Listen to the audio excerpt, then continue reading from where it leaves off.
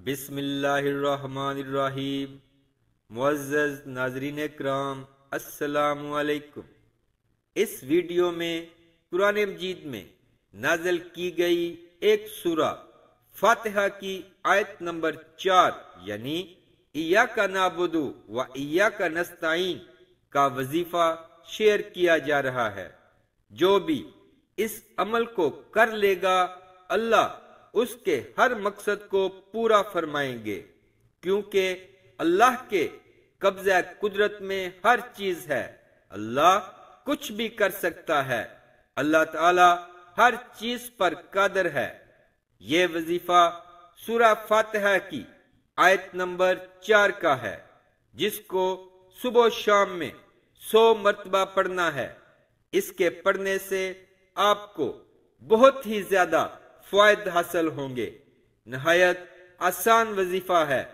करना आपने ये है, किसी भी वक्त इसके लिए कोई वक्त मुकर्रर नहीं है।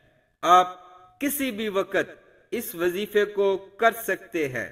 एक जगह बैठकर आपने अव्वल व आखिर 11 मर्तबा दुरूद पाक पढ़ना है, क्योंकि दुरूद शरीफ पढ़ने से अल्लाह ताला इस अमल को कबूलियत के मुकाम तक पहुंचा देते हैं।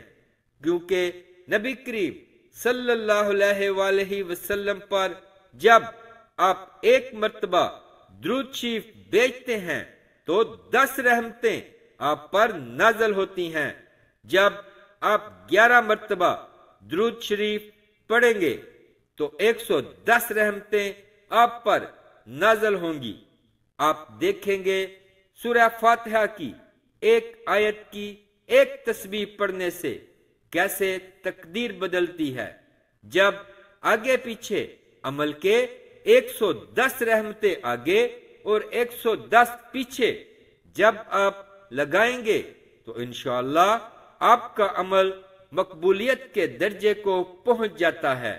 तो हर वजीफा जो भी किया करें, अगर उसमें जिक्र नहीं भी किया जाता है दुरूद शरीफ का, तो दुरूद शरीफ लाजमी पढ़ लिया करे।